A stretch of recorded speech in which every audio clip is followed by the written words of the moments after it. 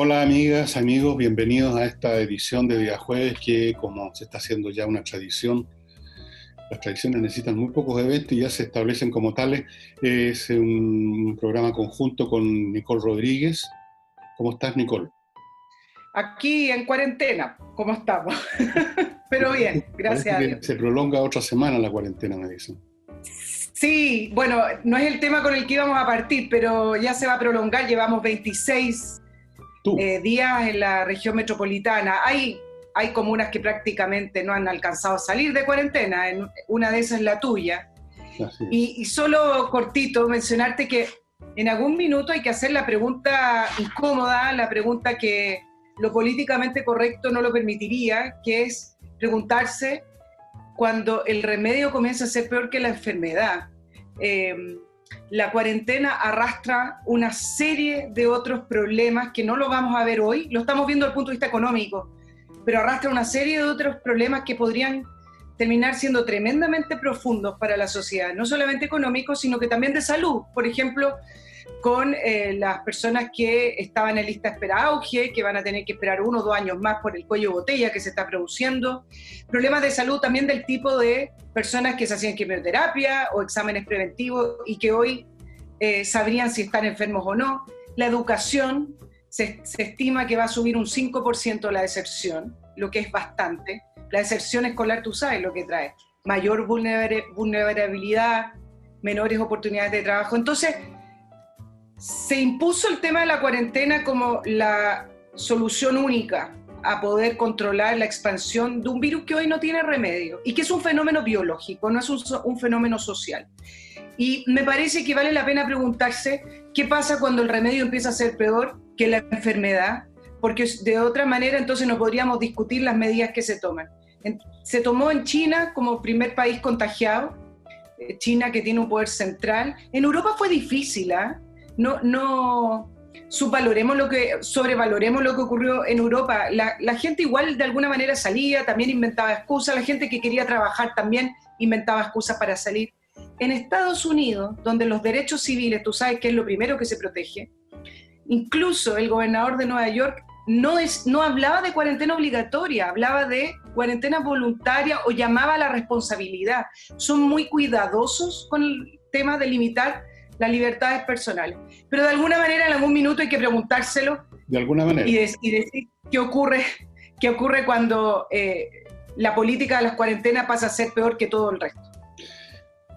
Bueno, tú has tocado varios temas complejos. Desde luego yo creo que una pandemia así es un fenómeno social y no solo biológico. Cualquier evento de gran magnitud que afecta el funcionamiento normal de una sociedad se convierte en un fenómeno social.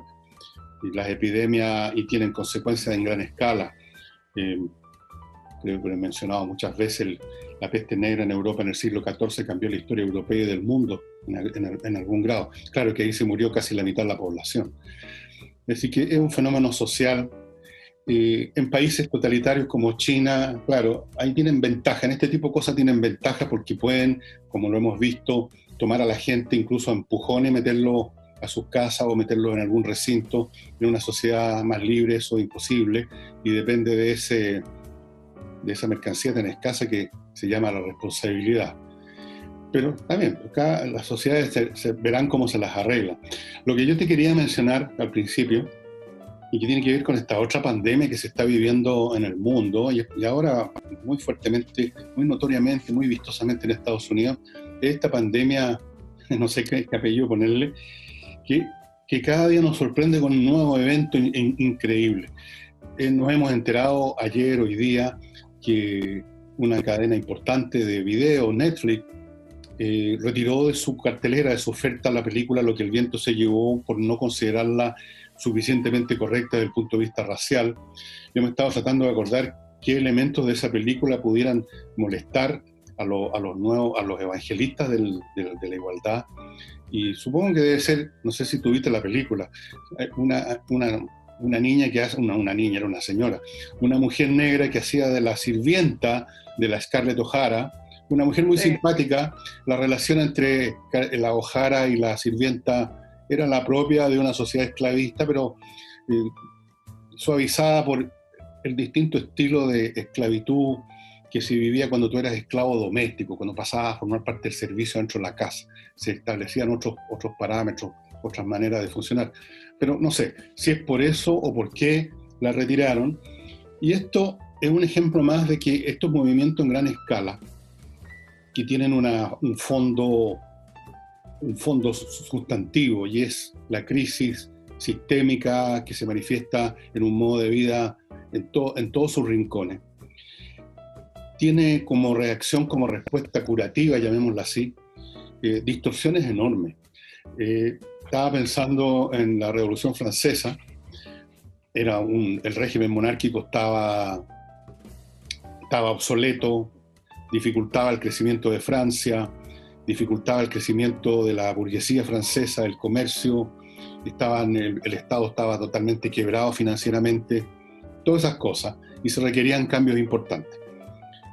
Lamentablemente estos procesos de cambios importantes, que yo creo que Occidente los necesita, no funcionan como una operación de neurocirugía, algo preciso para curar lo que está mal, corregir las cosas imperfectas, sino que operan como movimientos que llevan las cosas al paroxismo.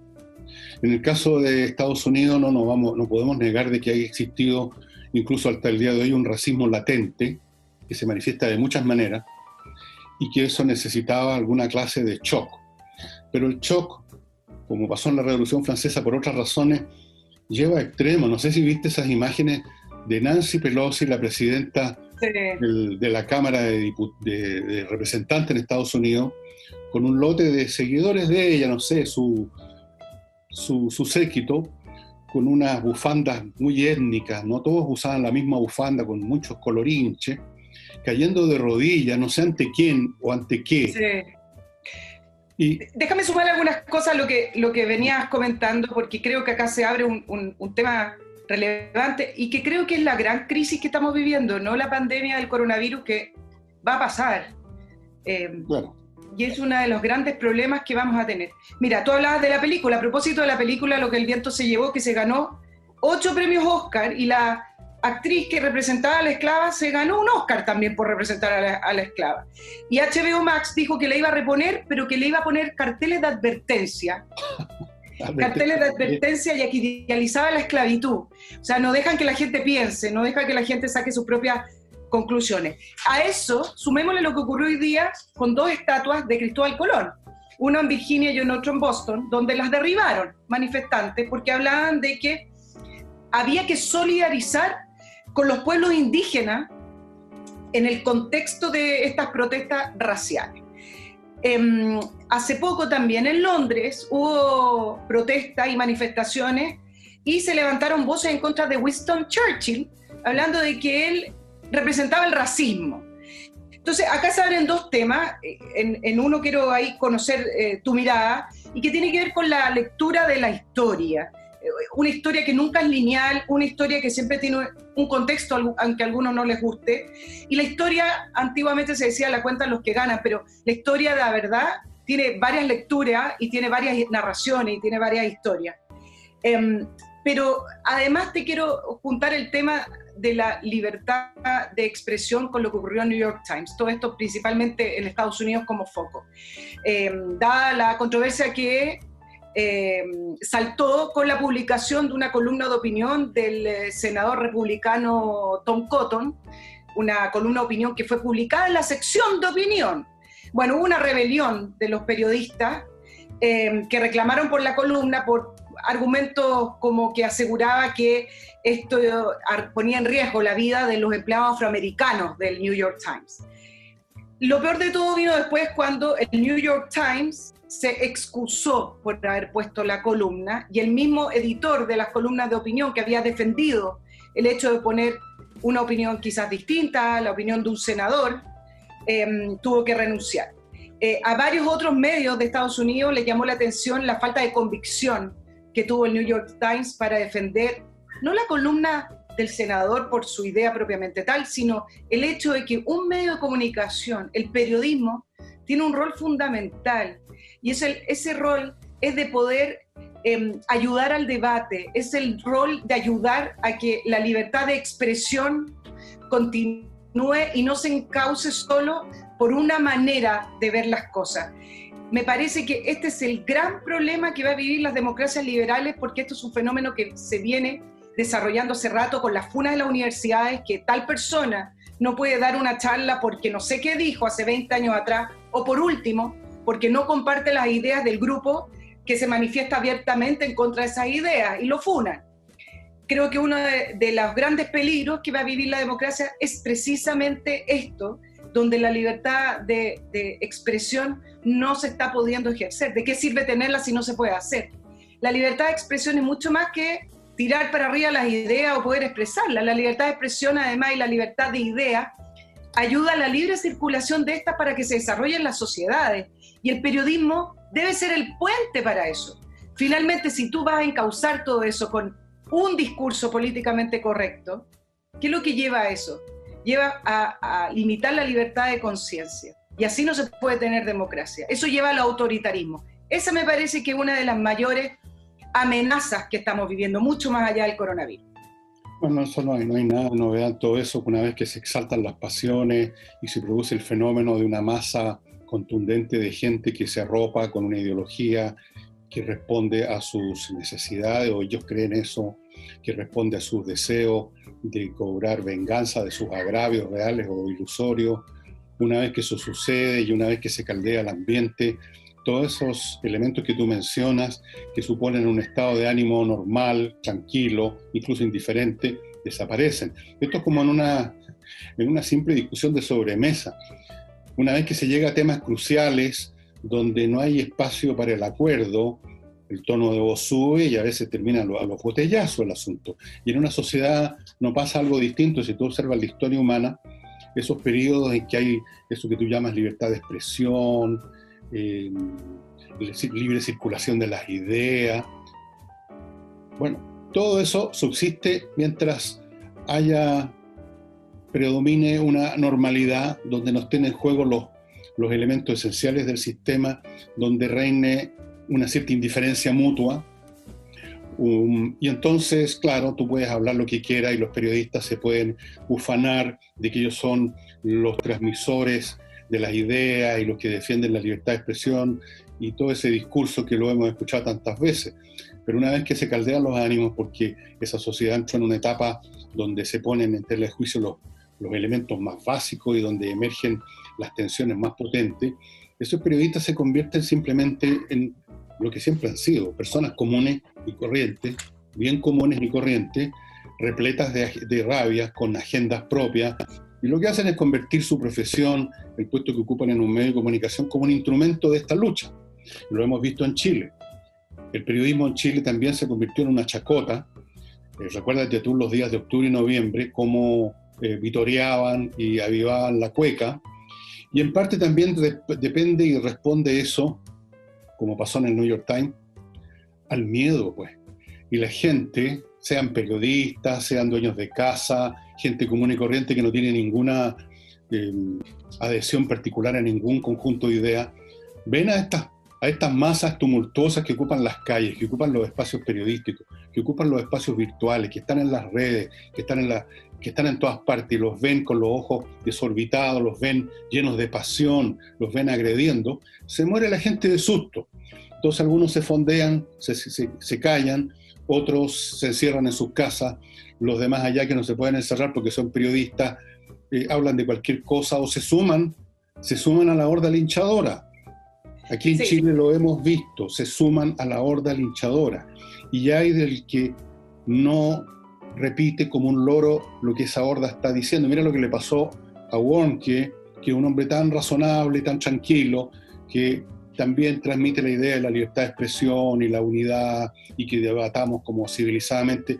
Le bastó entrevistar al ministro de Salud, nada más lógico en tiempo de pandemia. Cualquier periodista hubiera querido en otros tiempos entrevistar al ministro de Salud. Obvio, lo primero que se le habría ocurrido en una pauta, ¿a quién entrevistamos? Al ministro de Salud, pues hombre, Bueno, bastó eso y lo taparon en injuria. Incluso gente que uno creía que era inteligente, como el señor Yuañán, hablando de la degradación de Warnke.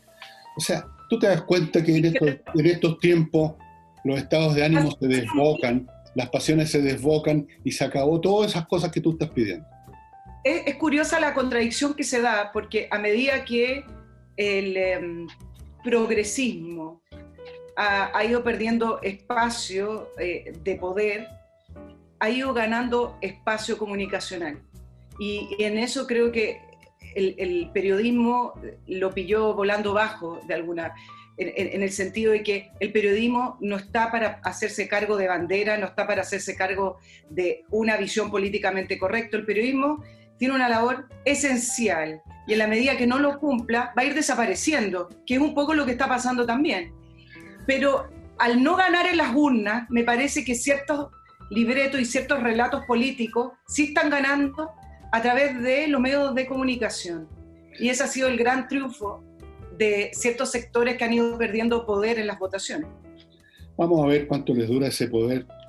Y en todo caso, yo no creo que jamás el periodismo haya cumplido esa función ideal que se ponen a sí mismos. Siempre ha sido una actividad totalmente sometida a las situaciones ambientales. Ahora vitorean la revolución. En la época de Pinochet se quedaban callados y eran absolutamente obsecuentes.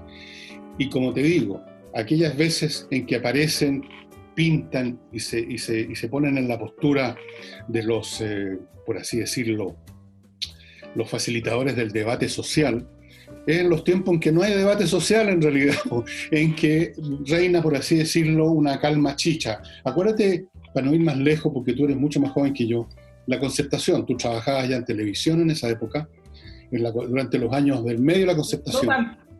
Bueno, durante los años del medio de la Concertación, antes que empezara la descomposición interna de esa coalición, antes que empezaran a aparecer los autoflagelantes, antes que empezaran a aparecer, a hacer pinitos los revolucionarios de siempre, bueno, reinaba una especie de consenso, no habían grandes conflictos, ninguno de los temas de la famosa agenda valórica habían todavía levantado cabeza, eran temas muy pequeños, de cenáculos, de grupitos aislados, y por lo tanto, el periodismo podía funcionar como funciona en esos tiempos, con, abro comillas, objetividad. Pero cuando se caldean los tiempos, eso desaparece inmediatamente, y una de las primeras cosas incluso que desaparece, Nicole, es esa actitud. Como te digo, en parte porque hay periodistas que creen o que están con esas posturas. En parte también por oportunismo, porque es lo que la lleva, lo que da rating, lo que da pega, lo que te evita que te agarren en la calle y te den una pateadura. Y miedo, el miedo puro y simple que yo lo vi, lo experimenté en otros, quiero decir, lo pude palpar en gente que tú conocías personalmente y que se cagaron de susto en cierto momento cuando tenían que tomar cierta actitud, y uno los vio cómo arrancan, cómo se suman a la horda, cómo el que te estaba defendiendo o que era aparentemente tu amigo o el que estaba contigo en los tiempos tranquilos en hablar de la libertad de expresión, cómo se suman a la horda para que no los cuelguen a ellos también. Yo no me hago ilusiones con esa tesis de que el periodismo es el quinto poder y que nosotros somos los que hacemos circular las ideas y que somos los guardianes de la libertad. Eso es una mentira. Nunca ha sido así, salvo cuando no se la necesita. Cuando no se necesita plantar la cara, todos aparecen como valientes. Pero no son en esos momentos cuando se prueban las cosas de verdad. Lo que pasa es que yo no solamente me refería al periodismo, que de eso podemos hablar largamente. Sí. Me parece que sí tiene una función. Ahora, que no la haga es distinto, pero sí la tiene en democracia. Me refería también a los liderazgos, me parece también desde el mundo político, como quieren imponer ideas. Tú ayer hablabas de la salida de la ministra de la Mujer, que no era del gusto, al parecer, de la oposición ni al interior del Ministerio de la Mujer, duró 35 días, y cuando asume Mónica Salaquet, desde la oposición, que me parece que la oposición no son los llamados a evaluar a los ministros por lo demás, no. Pero desde la oposición se levantan los argumentos contra Mónica Salaquet diciendo, tú lo mencionaste, que no conoce la teoría de los géneros. Yo no sé por qué en el Ministerio de la Mujer esa teoría es la más importante, si es que la existe, porque hay varias. No representa, dijo otra, la visión de la mayoría de las mujeres de este país.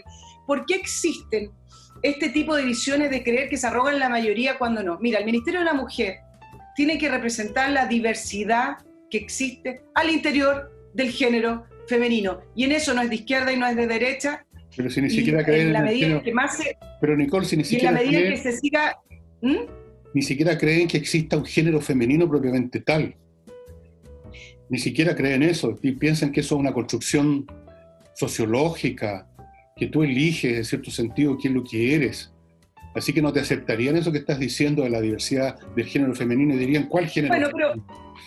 basándonos en el nombre del ministerio, por último, tiene Bueno. que representar y alejarse de la ideología. En la medida en que el movimiento famoso feminista se acerca más a ideología y dogma, se aleja de las mujeres. Y eso es lo que de a poco veo con gusto, porque a mí no me representa ninguna ideología por lo demás.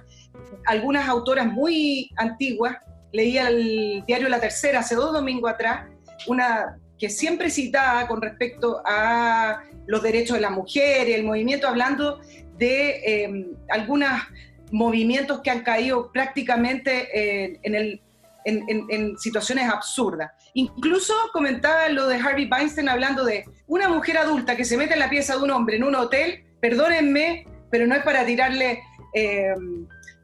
toda la caballería encima, digamos, a ese personaje porque esa mujer se lo buscó. Bueno, cosas así, que cualquier otro se escandalizaría. Pero el punto es que tratan de imponer. Y por eso no me refería solo al periodismo, me No, por supuesto refería a que no esta es solo el tendencia periodismo. que existe en la sociedad. Nicole, no es solo el periodismo, lo que pasa es que partiste con el tema del New York Times, por eso Sí. que seguí por ahí. En general la gente se apavora cuando hay estos movimientos tan fuertes, porque los que forman parte de esos movimientos no son personas que vayan tranquilamente a tratar de convencerte con un raciocinio, sino que son activistas, esa es la palabra. Son personas más bien inclinados hacia el fanatismo, hacia la rabia, hacia la pasión, y tú no puedes argumentar con un tipo que usa botas lustrosas, como decía Boudin. Déjame ahora un pequeño espacio para recordar mi primer bloque comercial, Nicole. ¿Te permites? Sí, acuérdame después de decirte un detalle que se me fue del Ministerio de la Mujer. Bueno, muy bien. Amigas, amigos, les recuerdo que hay un servicio súper práctico para sus diligencias notariales y es notariospress.cl, o sea, un sitio en la web.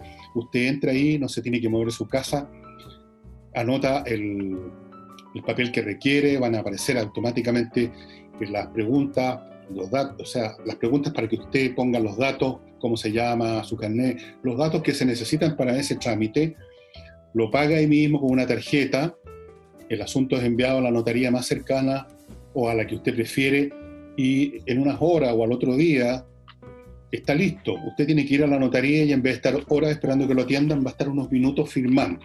Tiene que ir porque es un acto jurídico que requiere la presencia, pero una presencia de 5 minutos y no de 5 horas.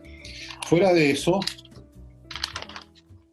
Notario Express facilita la transferencia de vehículos que no tienen que ir al registro civil. Le basta entrar a notariospress.cl y hacer una serie de cosas que ahí se explican, yo se las digo rápido. Seleccionar la notaría y horario de preferencia, pagar en línea, concurrir en ese horario que usted eligió, firmar y buenas noches los pastores, estamos en Listelo.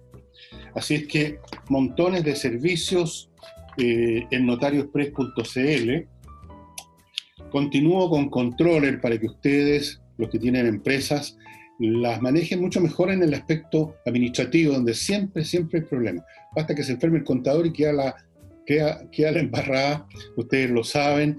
Controller es una empresa fundada por contadores auditores que estuvieron trabajando 20 años en empresas internacionales, tienen una experiencia fantástica, tienen el mejor software del mundo y le dejan funcionando su servicio administrativo, su contabilidad, su auditoría, los pagos de cotización, todo ese teje-maneje se lo dejan funcionando a la perfección, sea su empresa pequeña, mediana o grande, tienen planes para todas. Así es que vaya entrando aquí a mi izquierda, creo que está, no, a mi derecha, cuando está, o en algún lado, está los teléfonos y las direcciones para que ustedes se contacten con Controller, les cuenten sobre su empresa y vean qué se puede hacer. Y terminando este bloque, les recuerdo que el corredor más rápido que hay en este momento en Chile es Ángel Hayes, quien vende más rápido que los demás corredores su propiedad, sabe encontrarle buenos arrendatarios, sabe administrar arriendos ajenos. O sea, si usted es un rentista, una de esas personas que tiene como ingreso varios arriendos, bueno, que lo haga Hayes, usted se va a evitar un montón de problemas, un montón de trámites, y sabe tasar. Y ahora vuelvo de inmediato con Nicole Rodríguez. Nicole, ¿tú querías que te recordara algo?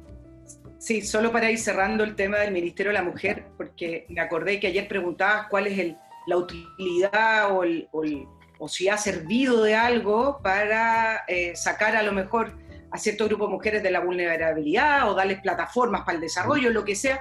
Bueno, mira, es poco lo que uno puede evaluar. Lo que yo sí te podría decir que me representaría como mujer es que no se tenga el Ministerio de la Mujer que se creó en el año 2016 y además el Servicio Nacional de la Mujer.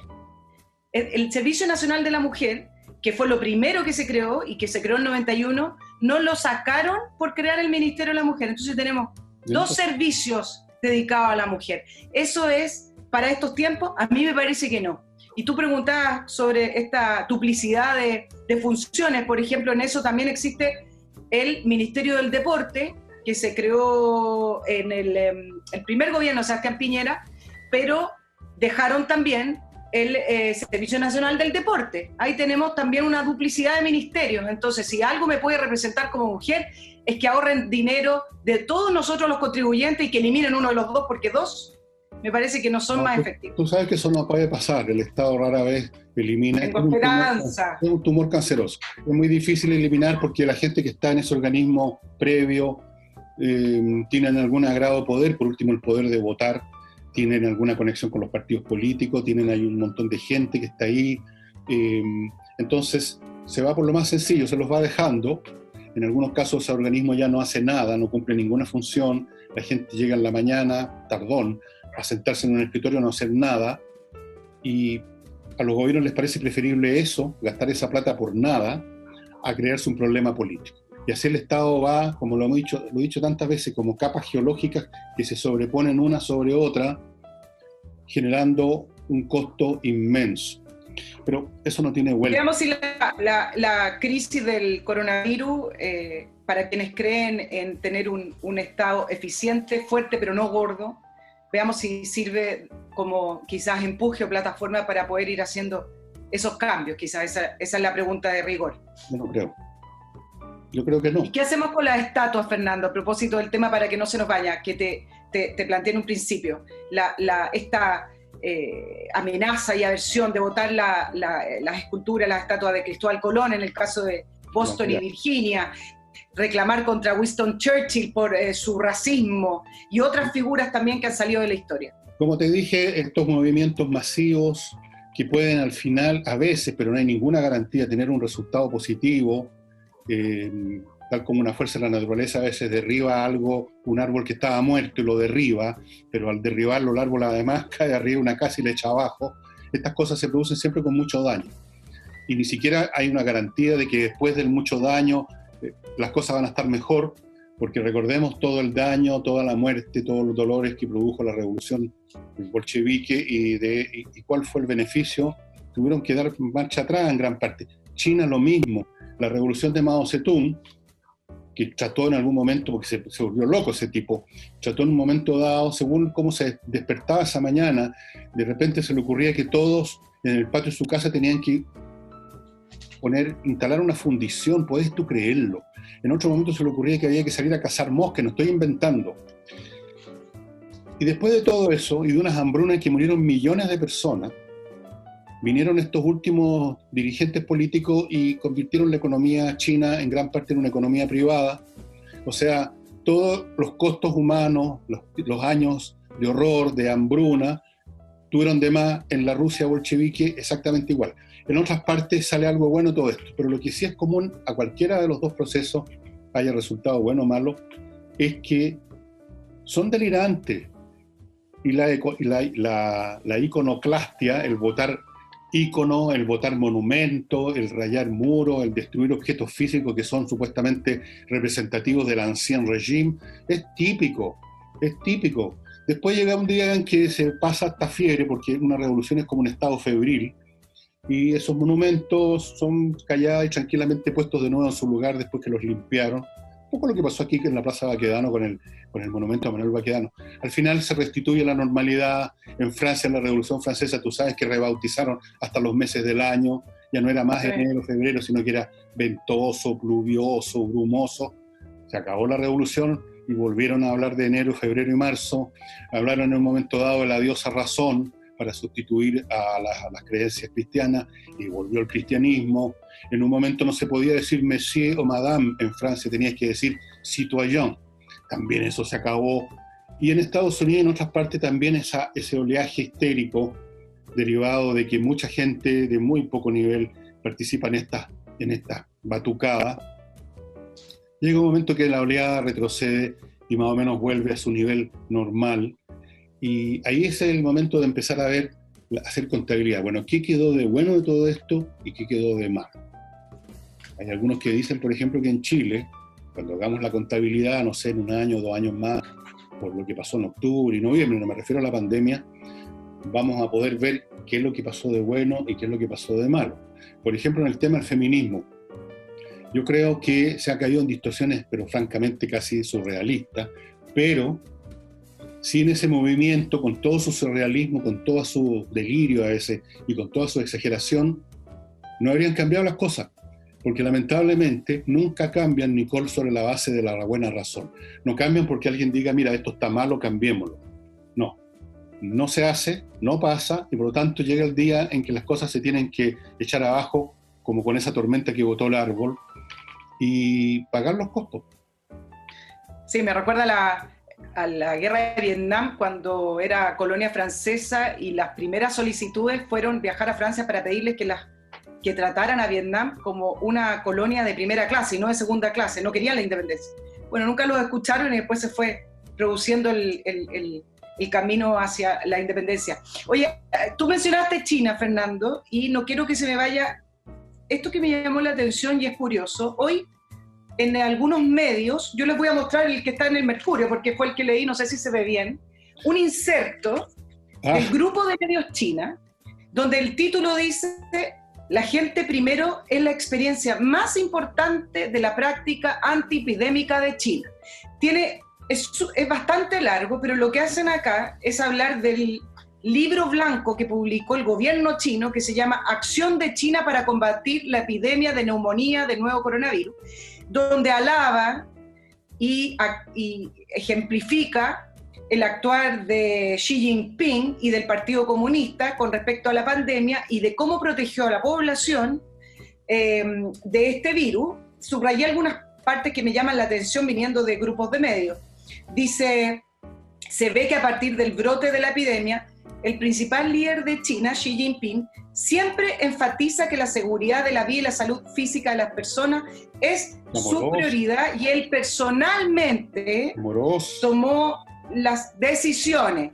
Otra parte que me llama la atención dice que después de sufrir la situación epidémica, el pueblo chino, mira tú, se ha dado cuenta más profundamente de que el liderazgo del Partido Comunista de China es la garantía más importante y el apoyo más confiable cuando ocurren tormentas. Aquí tienes, en gloria y majestad, la diplomacia china y la arremetida china en esta pandemia del coronavirus. Esta es una pieza de publicidad política comunista típica. En primer lugar, es típico en estos regímenes totalitarios que todas las cosas que se hacen, buenas o malas, o sea, buenas, las malas no existen, son gracias al gran líder, el gran genio que está en el poder.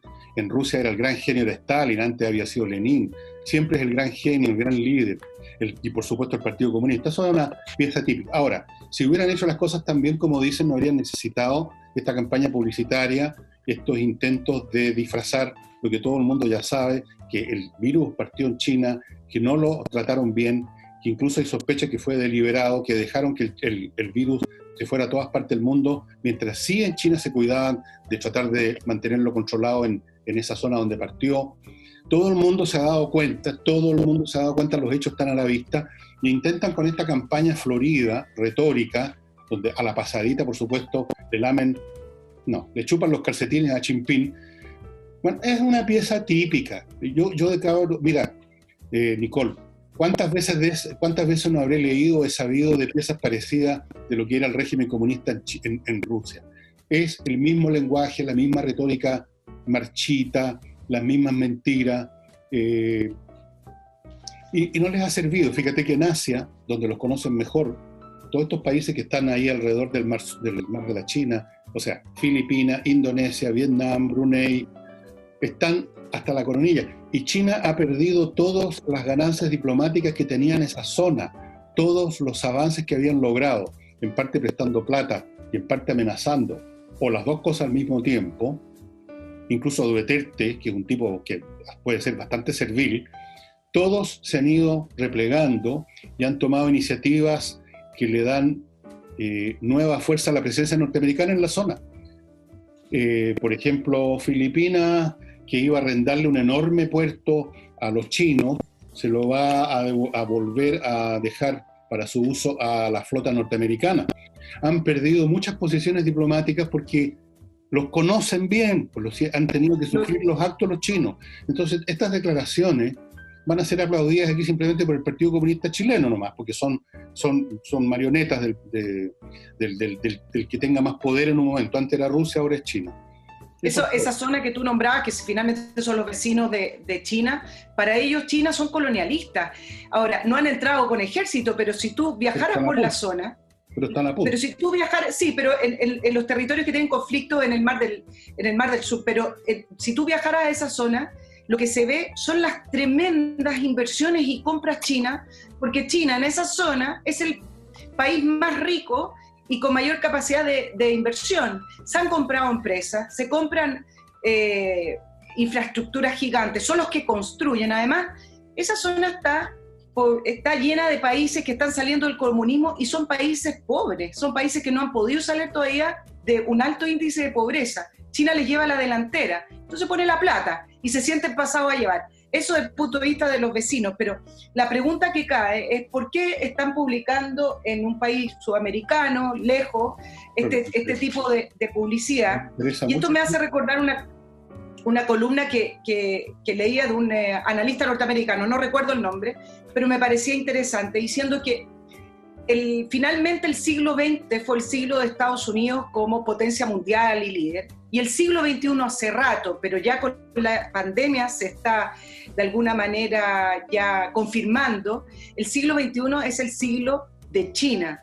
Esta es una de las mayores crisis mundiales que hemos tenido, y Estados Unidos no ha mostrado liderazgo, no solamente porque Trump ha querido salirse de los organismos multilaterales que podríamos discutir su eficiencia, sino que porque tampoco ha demostrado Estados Unidos ser el país más tecnológico o más innovador para combatir la pandemia. A diferencia de Estados Unidos, por ejemplo, tienes Israel, que hizo rastreo de los ciudadanos y ha tenido innovación en ese sentido que el resto de los países ha copiado. Estados Unidos no ha llevado la delantera en nada en este sentido, hasta que quizás puedan tener la vacuna. Entonces, me parece que este tipo de publicidad que debe haberse replicado en nuestros países, según lo que anduve averiguando, y que seguramente a lo largo de estos meses se van a ver otro tipo de cosas de este tipo, es porque China está aprovechando un espacio. China es inteligente en ese sentido y está tomando el espacio que Estados Unidos no está tomando, y a partir de ahora entiende que puede ser el líder incluso tan lejos de su zona como acá en Sudamérica. Yo creo que no va a suceder, fíjate, a pesar de la gran cantidad de gente, el hormiguero humano que es China. Yo creo que esto va a ser más o menos como la creencia que tenían los nazis del Reich de los 1000 años. No, es un gigante con patas de barro, China. Y algún día voy a explicar por qué creo que no va a suceder esa hegemonía, a Dios gracias, de China. Pero antes de entrar a más materia, permítanme recordarles con mi segundo bloque comercial este detergente desarrollado en Chile que se llama Lavoclub, que es un detergente para la ropa muy eficiente, biodegradable, hipoalergénico, viene en un envase de 10 litros, lo cual es muy cómodo. Usted no tiene que estar a cada rato mirando a ver cuánto me queda para el próximo lavado, y cuando se le está terminando usted llama, se comunica con Lavoclub y le traen un tanque lleno, no se tiene que mover de su casa. Un excelente producto. A mi izquierda o a mi derecha, donde pongan el icono, va a aparecer la dirección, lavoclub.cl. Ahí pide, o hay un teléfono, hay un par de ciudades que tienen con un teléfono, etc. Ahora, para desinfectar su casa tiki-taka, o su oficina, o si tiene varios autos, un auto es un recinto cerrado, después de todo, ozono. El ozono que suministra, que aplica para destruir el virus COVID-19, Ozonium. Ozonium.cl es el lugar donde usted se contacta con ellos. Ustedes están viendo también 2 teléfonos en la gráfica de este anuncio. El desinfectante más potente que existe, natural, destruye no solo el COVID-19, sino que cualquier otro virus que haya por ahí, las bacterias, elimina los malos olores y no hace daño, no fastidia la salud ni de la gente, ni de las mascotas, ni de nada. La gente que aplica esto llegan con equipamiento especial, todo es súper como de ciencia ficción y todo queda muy bien desinfectado. Y llego ahora al ajedrez de Pablo. ¿Cómo estás, Pablo? Pablo vive en Buenos Aires, somos muy amigos. Espacioajedrez.com es un ajedrez, una caja con el tablero, muy bonito, las piezas grandes, cómodas, la licencia para entrar a todos los servicios de espacioajedrez.com y en todo sentido es un excelente regalo, especialmente para los niños. Y las niñas, esto no es sexista el ajedrez, cualquiera puede ser. Hay grandes maestras femeninas que incluso me ganarían a mí. Me sacan la cresta de todas maneras. Bueno, cómprelo, cuesta lo que ustedes están viendo, un precio súper accesible, le va a llegar muy rápido, tiene un sistema de distribución, Pablo, muy bueno. Y recuerde, el ajedrez en general para los niños es excelente para montar una manera de pensar más rigurosa, más racional. Y ahora continuamos, pues me quedan un par de bloques, pero continuamos con Nicole. Nos quedan unos 20 minutos, Nicole, más o menos. Bueno, de sobra. Después del coronavirus no hay mucho que hablar, no. Acá en el estudio 2. Te dejé pendiente a propósito de lo que te mencionaba con respecto a la cuarentena y las graves consecuencias. Y acá también quiero aprovechar tu expertise en la historia y en la historia de Roma y todo eso que tú sabes y que nadie más sabe. De algo que uno ve en Europa y ve en Estados Unidos, pero que no lo ve en este país. Y por eso yo pongo en alerta el tema de las cuarentenas, porque prácticamente con sus diferencias todos los países la han establecido, obligatoria, no obligatoria, voluntaria, con responsabilidad, etcétera. Pero la manera en que salgan de la crisis al final va a depender de la población y de sus ciudadanos y de su liderazgo y de su política. Y acá lo que uno ve en Europa y lo que uno ve en Estados Unidos es que son pueblos que saben levantarse, son pueblos cuando vieron que bajó la curva ya tenían los programas y los planes para poder salir de los confinamientos y poder levantar a cada país, ya están prácticamente funcionando la hotelería, los restaurantes, con sus diferencias en algunas zonas de Europa, pero tienen ese espíritu y ese carácter de entender que hay que levantar los países. Estuve viendo algunas ilustraciones cómo Inglaterra, por ejemplo, trabajaba en medio de la Segunda Guerra Mundial, incluso con el peligro de los bombardeos. Cuando sonaban las sirenas se escondían, etcétera, pero son pueblos que están acostumbrados a estos problemas y después salir a levantarse y trabajar y poder volver a crear los países que eran. En el caso de Estados Unidos, claro, hace poco salieron las cifras que ya pudo crear 2,5 millones de empleos y en Estados Unidos la gente se levantaba en contra de la cuarentena porque quería salir a trabajar. Y en Europa pasó en algunos grados, no tanto como en Norteamérica, de la misma manera. Entonces, me parece que hay una diferencia ahí en las poblaciones donde Europa nos lleva a la delantera y donde deberíamos tomar nota, porque yo no veo el mismo espíritu. Tú acá ves las declaraciones de los alcaldes. Mira, el alcalde de la Estación Central, Rodrigo Delgado, hace una semana dijo que daba por terminado o era prácticamente imposible volver a tener clases presenciales. Faltan 6 meses. La actitud de un liderazgo que entiende que hay que volver a construir este país, es decir, bueno, ya tengo el plan listo en caso de que se pueda retornar y poder darle tranquilidad a las familias de que si se puede, se van a volver a los colegios, no dar por terminado el año escolar 6 meses antes. En el caso del alcalde de Santiago, el alcalde Alessandri decía que la batalla de Santiago se perdió, se está perdiendo. Me parece que hay que darle una mirada a esos liderazgos porque para poder salir de esta necesitamos otra actitud y es una actitud que en Latinoamérica cuesta tener a diferencia de los europeos y de los norteamericanos. Tenemos una cultura así nomás, no tiene remedio, un pueblo, una cultura remolona, inclinada a la indolencia, a la flojera, al cantinfleo, al machismo. Tenemos millones de defectos los latinos no sé cuáles son las gracias, a lo mejor somos buenos para la pelota, supongo que algo de eso habrá, nada más. Tenemos algunos talentos por aquí y por allá, como en todo pueblo, pero no somos naciones hechas para esos esfuerzos, para esa persistencia, para ese deseo de trabajar, para ese deseo de ser prolijo, hacer las cosas bien. Aquí uno lo ve desde niño, yo lo vi desde niño en el preparatoria, la actitud, digamos, de tus compañeros, en tratar de inventarse lo que se llamaba la cimarra. Después está el famoso sándwich, el día sándwich, tratar de meter día sándwich entre los feriados. Hay una actitud cómoda, una actitud de trabajar lo menos posible, de hacer el menor esfuerzo. Esta actitud que me ha costado bastantes mails insolentes y agresivos, supongo que deben ser estudiantes universitarios, esta actitud de algunos sectores de pedir, de reclamar de la carga académica, lo dice todo. Si yo nunca había visto una cosa así. Probablemente antes también querían sacarse encima la carga académica, pero por lo menos no se atrevían a decirlo. De decir flojeaban nomás, pues les iba mal y repetían cursos. Pero ahora se convierte en un derecho, en una norma valórica, esto de que si te dan muchos libros, entonces están abusando de ti.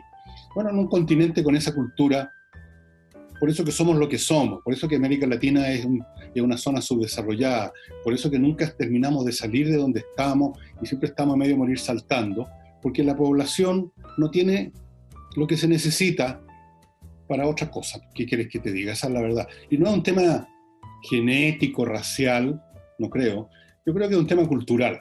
Tú naces en un medio donde se fomenta el día sándwich entre los feriados, por así decirlo, y eso te lo dice todo. Te vas formando desde niño chico a la ley del mínimo esfuerzo, a sacarle el quite a las tareas, a copiar, el torpedo. A mí me retaban en el colegio cuando había una prueba y me empezaban a decir, oye, llega la pregunta 3, tírate la pregunta 3, y yo le decía, váyanse a la ta. ¿Por qué les voy a tener que estar soplando? O sea, yo estudié, ustedes no jódanse. Entonces, el pesadito. Eras el pesadito. Era el enemigo público, pues el Villegas. Bueno, en otras partes al contrario. En otras partes el que estudia, el que hace un esfuerzo, el que se hace rico, es mirado a veces con admiración, por último con respeto. Acá el millonario es visto como un gallo que mató a alguien para hacerse rico, el que trabaja, el estudiante que estudia es un nerd, un mateo, un idiota. Bueno, así estamos formados. ¿Qué querís? Entonces, nada raro ver unos dirigentes de los trabajadores fiscales con un cartel movilizándose no para volver al trabajo, sino que para no volver nunca más, si es posible. Pero seguir cobrando, claro. Por supuesto. La diferencia está en que ellos, entendiendo que el virus va a seguir circulando, también entienden que el bienestar de sus vidas pasa por reactivar la economía, y eso significa reactivar la vida. Entonces, no es que a lo mejor una proporción grande de la población no tenga miedo, la deben tener, pero entienden que hay que seguir adelante, y ese seguir adelante es el que nos hace falta. Y hace falta que quienes dirigen este país en sus distintos ámbitos tengan ese discurso. No, pero porque si no... ¿De dónde crees tú que vienen estas personas que dirigen el país? De esos mismos niños que hacían la cimarra, pues. Si no vienen de otro planeta las autoridades, o lo que tú llamas los líderes, que aquí no hay ningún líder en realidad. Son puros practicones. Son los mismos, son las mismas personas. Tú las conociste en el colegio, después las viste en la universidad, después las viste haciendo sus primeros pinitos en la política. Son los mismos tipos mostrando los jotas. ¿Qué podías esperar? Tú los interrogas y te das cuenta, aparte de todo, que el político promedio, la autoridad promedio, es un ignorante increíble. Tú le decís 10 preguntas de cualquier tema y quedan marcando ocupados. No razonan bien. Lo único que saben hacer es subirse un cajón azucarero a decir estupideces. Ahora fue el show de los alcaldes, ¿no? En su momento todos pidiendo lo mismo, la cuarentena. En marzo, a finales de marzo. Claro, entonces, mira, por donde tú mires, por donde tú busques, no encuentras. Me siento como en la Biblia, cuando si encuentras un justo en la ciudad de Gomorra y Sodoma, pero no había ni uno, entonces tuvieron que hacer la pebre. No había ni uno. Nada más que este tipo que se fue con su señora, esa que se volvió de sal. Tú conoces la historia, supongo, la mujer del Lot, que se volvió de sal. Bueno, no hay, de repente tú no encuentras en una sociedad, no encuentras la gente que se necesita. Encuentras charlatanes, encuentras cantinflas, encuentras hocicones, encuentras desleales, encuentras oportunistas, encuentras deshonestos, pero no encuentras gente trabajadora, no encuentras talentos creativos, no encuentras disciplina. Mira lo que pasa con la gente, con la famosa cuarentena, salen tranquilamente muertos de la risa, como que no pasa nada, y el gobierno, con puras amenazas, otro montón de incompetentes, perdónenme que lo diga, vamos a poner unas sanciones más duras, y nadie se les cree porque no las ponen, pues. Entonces, ¿qué? Llevamos mucho tiempo pasando por alto un montón de leyes en este país. ¿Qué pasa con las marchas no autorizadas? ¿Te acuerdas? Sí, claro. Llevamos más de 15 años escuchando, ya se institucionalizó, va a pasar por la Alameda la marcha no autorizada, y pasa. Si no está autorizada, esas personas debiesen ser detenidas, ¿no? Bueno, llevamos mucho tiempo en eso, entonces que ahora me digan, bueno, no se respetan en algunos sectores la cuarentena, y en este caso, que puede ser, dejando de lado las fiestas, que puede ser por necesidad, por salir a trabajar. ¿Qué se espera? Bueno, mira, ya, yo no espero nada de este mundo ya, afortunadamente. Estoy en una edad en que tengo más necesidad de pensar en la vida eterna que en la vida del país, pero por el momento voy a ver aquí... Pero dame esperanza, a mí me queda mucho más, no me digas eso. No, nunca se sabe. Yo tengo esperanza. No se sabe. Yo tengo esperanza porque los países se hacen por su capital humano. Y vamos que se puede, ya. Ese es el problema, ¿dónde está el capital humano? Ese es el problema.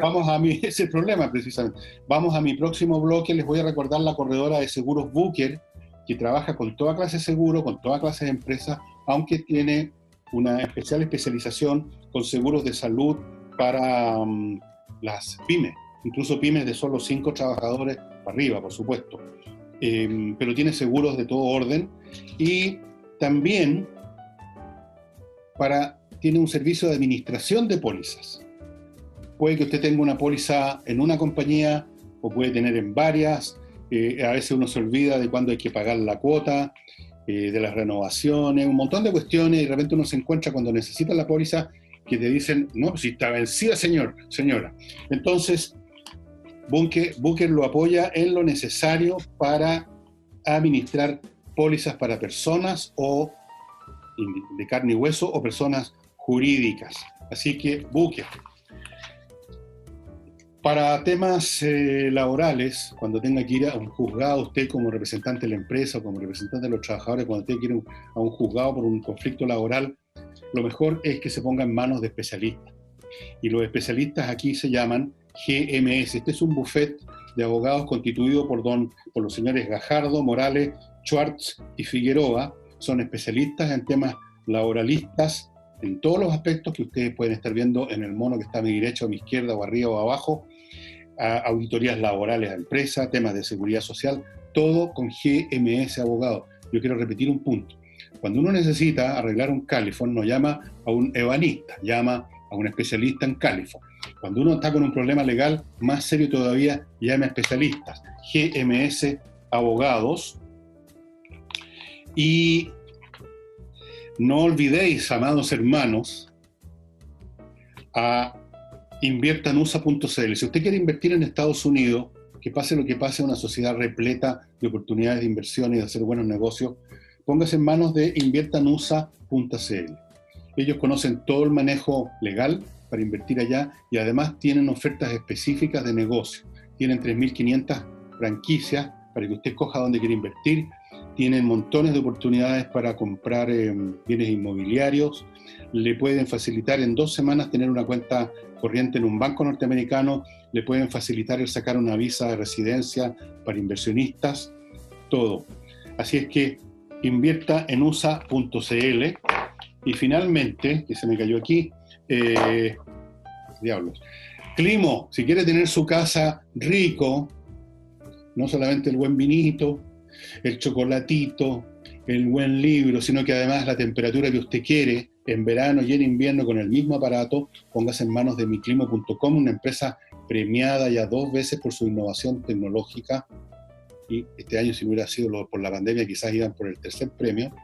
Así que póngase en manos de ellos, miclimo.com, el personal que llega a su casa primero a revisar, hacer la visita técnica y luego instalar, están revisados todas las semanas por la empresa de que están bien de salud y además llegan con todo un equipamiento especial para que no haya ningún cito, ningún problema, ni un problema. Miclimo.com. Y ahora sí volvemos en el último bloque con Nicole Rodríguez. Nicole, queda en sus manos el resto del programa. Qué peligro, peor que mono con navaja, no. Oye, quiero darle una vuelta a la estrategia sanitaria del Ministerio y tocar algunos detalles que se han ido quedando, porque al final del día lo único que los medios van sumando y la gente son contabilizando los que se contagian, los fallecidos, y creo que hay que tener un poco, ya casi 3 meses que tenemos de coronavirus, un poco el cuadro grande de lo que han hecho, porque han hecho bastante, ¿eh? Más allá de las críticas y todos salen los expertos que no son expertos, la Organización Mundial de la Salud que dice una cosa y después se desdice, ha estado bastante equivocada con algunas cosas, como por ejemplo la mascarilla. No sé si recuerdas que hace 2 meses atrás dijo que no era necesario el uso de las mascarillas para la población general, solo para los equipos médicos. Y hace 2 semanas sale diciendo que era necesario. Bueno, así ha sido en general el manejo de esta crisis, y en los otros países, el resto del mundo ha pasado lo mismo. Hacen algunas cosas y retroceden. Pero mira, yo quiero destacar algo que creo que nos podría servir a futuro para pavimentar el terreno de una mejor salud pública, y que tiene que ver con lo siguiente. Me parece que lo realizado a través del Ministerio de Salud y el ministro Mañalich, a través de la gestión y la planificación, ha sido una tarea titánica. Lo que ellos, en resumen, han hecho con el Sistema de Salud Nacional es crear una gran red de salud, uniendo la salud privada con la salud pública y uniendo el sistema de salud chileno de Arica a Punta Arenas o Magallanes, como les gusta decir. Han unido el sistema completo, han hecho que el sistema colabore entre sí. El tema de, por ejemplo, derivar pacientes de la región metropolitana, que es el lugar donde se podrían haber saturado antes los recintos hospitalarios, no significa meter a una persona en un avión y llevarla, significa logística, significa conocimiento, significa recursos, significa equipos humanos. Todo eso ha sido gestionado con anticipación por el Ministerio de Salud. Las residencias sanitarias, la conversión de camas. Bueno, ¿por qué estoy mencionando todo eso? Porque me parece que eso ha sido un acierto en gestión, 1, y 2, porque va a quedar la experiencia en el servicio público de salud, principalmente, más que en clínica, pero va a quedar la experiencia de que la salud chilena, la salud pública, tiene que conversar entre ellos. Antes de la pandemia, para poder ponerlo entre paréntesis lo que está ocurriendo hoy con el sistema, la salud pública en Chile se maneja como islas, y no solamente islas coaptadas por grupo o por gremio, y cada hospital no conversa con el otro, y las compras son desordenadas, y así sucesivamente.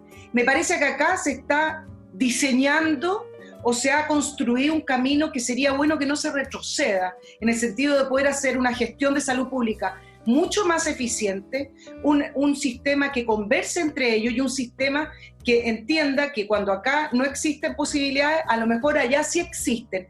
Y me parece que eso sería un gran logro post pandemia, de poder continuar en ese gran reforma que necesita FONASA, porque tú sabes que FONASA es un instituto que simplemente paga, no es un instituto pensante. Hay 2 puntos que quiero hacer respecto a lo que tú dices. Primero, no tenemos una mayor vocación en Chile de sacar provecho de las experiencias, institucionalizar las enseñanzas. Las cosas después se olvidan y partimos siempre en todo de cero.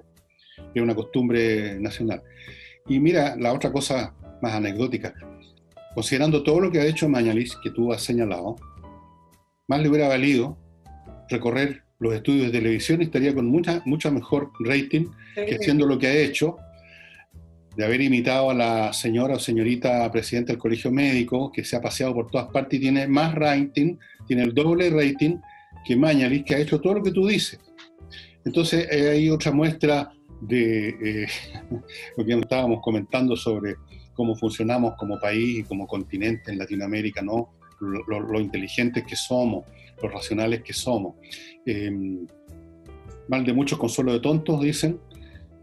No sé si en Europa... Han ocurrido situaciones que son impensadas. Por ejemplo, que el Ministerio de Salud haya nombrado interventores en clínicas privadas, por ejemplo.